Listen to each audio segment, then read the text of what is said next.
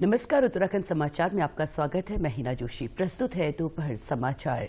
मुख्यमंत्री पुष्कर सिंह धामी ने आज प्रदेश के अहम मुद्दों को लेकर राज्य स्तरीय और सभी जिलों के अधिकारियों के साथ वर्चुअल बैठक की। मुख्य सचिव राधा रतूड़ी ने जानकारी दी कि वर्तमान में वनाग्नि की चुनौतियों, पेयजल की किल्लत और चारधाम यात्रा की व्यवस्थाओं को लेकर बैठक में चर्चा की गई, जिसमें मुख्यमंत्री ने जरूरी निर्देश दिए। मेरा अनुरोध है सभी निवासियों से उत्तराखंड के कि कोई भी आग ना लगाए। इस समय कोई भी आग की एक चिंगारी होती है तो बहुत तेजी से जंगल में फैलती है, उससे बहुत ज्यादा धुआं और प्रदूषण होता है और सभी को कठिनाई होती है। आपने ये भी देखा होगा कि कुछ लोगों की आग बुझाते समय मृत्यु भी हो गई। तो इस तरह की हम लोग चाहते हैं कि कोई भी ऐसी दुर्घटना ना हो प्रदेश में। पेयजल की किल्लत के लिए लॉन्ग टर्म भी हम लोगों का प्लान बन रहा है। जल संवर्धन, जल संरक्षण, catch the rain water harvesting, सभी सरकारी बिल्डिंग्स पे रेन वाटर हार्वेस्टिंग की व्यवस्था की जाएगी। चारधाम यात्रा के सभी जिले तैयार हैं। अभी 1 हफ्ते का टाइम है, सारी सड़कें दुरुस्त हो जाएंगी। चारधाम यात्रा के लिए हेलीकॉप्टर टिकट बुक करने के नाम पर धोखाधड़ी करने वाली 12 वेबसाइट्स को बंद कराया गया है। एसटीएफ और साइबर क्राइम पुलिस ने गृह मंत्रालय के साथ मिलकर ये कार्रवाई की है। चारधाम से जुड़ी ऐसी 76 फर्जी वेबसाइटों को अब तक ब्लॉक किया गया है। फर्जी वेबसाइट तैयार कर हेली सेवा बुकिंग के नाम पर लाखों रुपए की धोखाधड़ी की जा रही है। पिछले वर्ष भी साइबर ठगी की कई शिकायतें आई थी। राज्य सरकार ने चारधाम यात्रा की हेली सुविधा के लिए IRCTC से अनुबंध किया है। इसकी एकमात्र आधिकारिक वेबसाइट www.heliyatra.irctc.co.in है। वरिष्ठ पुलिस अधीक्षक STF आयुष अग्रवाल ने अपील की है कि अगर कोई भी फर्जी हेली सेवा वेबसाइट, मोबाइल नंबर, लिंक आदि की जानकारी हो तो तुरंत STF देहरादून से साझा करें। इसके लिए STF ने 2 मोबाइल नंबर 9456591505 और 9412080075 जारी किए हैं। मसूरी देहरादून मार्ग छड़ीपानी रोड पर आज सुबह एक वाहन अनियंत्रित होकर दुर्घटनाग्रस्त हो गया। इस हादसे में 5 लोगों की मृत्यु हो गई। घटना की सूचना मिलने पर मसूरी पुलिस, फायर सर्विस और SDRF की टीम मौके पर पहुंची।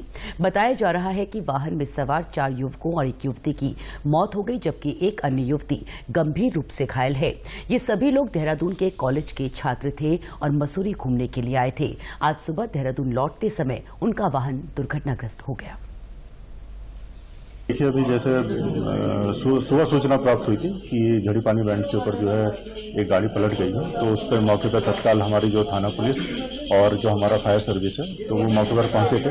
मौके पर देखा कि ये गाड़ी गिरी हुई थी, फोर्ड एंडेवर थी गाड़ी। उसको जो है मौके पर पहले तो साइड किया गया और उसके बाद देखा गया कि उसमें जो है 4 युवक और 2 युवतियों को बताए जा रहे हैं कि वो सवार थे। और घायलों को फिर जो है 3 लोगों को दून हॉस्पिटल भिजवाया गया था, जहां पता चला है कि 2 की डेथ हो गई और एक अभी अंडर ट्रीटमेंट है, एक लड़की, और बाकी 3 जो है उनको यहां भिजवाया गया था एम्बुलेंस के माध्यम से सिविल हॉस्पिटल मसूरी। उसमें से भी 3 की डेथ हो गई है। चारधाम यात्रा शुरू होने से पहले ट्रैफिक व्यवस्था को दुरुस्त करने का काम किया जा रहा है। शनिवार को मुख्य सचिव राधा रतूड़ी ने ऋषिकेश, लक्ष्मण झूला, मुनिकीरेती, तपोवन और श्रीनगर में अवैध रूप से सड़क किनारे खड़े वाहनों के खिलाफ अभियान चलाया। ये अभियान देहरादून में भी चलाया जाएगा। मुख्य सचिव ने ऋषिकेश में सड़क किनारे खड़े वाहनों की अवैध पार्किंग की समस्या और उससे होने वाले ट्रैफिक जाम के संबंध में ऋषिकेश में राफ्टिंग स्थलों और कैंपिंग के पास ही पर्यटकों के वाहनों के लिए पार्किंग की व्यवस्था के निर्देश दिए हैं। उन्होंने निजी भूमि में भी पार्किंग की व्यवस्था बनाने के निर्देश दिए हैं। मुख्य सचिव ने संबंधित अधिकारियों से कहा कि सड़कों पर वाहन खड़े करने की प्रवृत्ति को बर्दाश्त नहीं किया जाना चाहिए। उन्होंने सड़कों पर अतिक्रमण के खिलाफ भी अभियान चलाने के निर्देश दिए हैं। ऋषिकेश कर्णप्रयाग रेल लाइन निर्माण के चलते कोट विकासखंड के कांडी और रामपुर गांव के आवासीय भवनों में दरारें पड़ने लगी हैं, जिससे लोग सहमे हुए हैं। इन दोनों गांवों के नीचे रेल विकास निगम की कार्यदायी संस्थाओं द्वारा सुरंग निर्माण किया जा रहा है। इस निर्माण से इन गांवों के कुछ घरों में दरारें पड़ गई हैं, साथ ही पेयजल स्रोत भी प्रभावित हुए हैं। ग्रामीणों के मुताबिक लगातार ब्लास्टिंग से भवनों पर दरारें आ रही हैं। वहीं भवनों के क्षतिग्रस्त होने की शिकायत पर जिलाधिकारी डॉक्टर आशीष चौहान ने कहा कि कांडी और रामपुर गांव में भवनों के क्षतिग्रस्त होने की शिकायत को लेकर एक कमेटी का गठन किया गया है, जिसमें तकनीकी विशेषज्ञ शामिल हैं। इस कमेटी की सिफारिश के आधार पर शिकायतों का निस्तारण किया जा रहा है। इसी के साथ अभी तक के दोपहर समाचार समाप्त हुए। दूरदर्शन समाचारों से जुड़े रहे। मिलते हैं फिर शाम 6:30 बजे के बुलेटिन में। तब तक के लिए हमें दीजिए इजाजत। नमस्कार।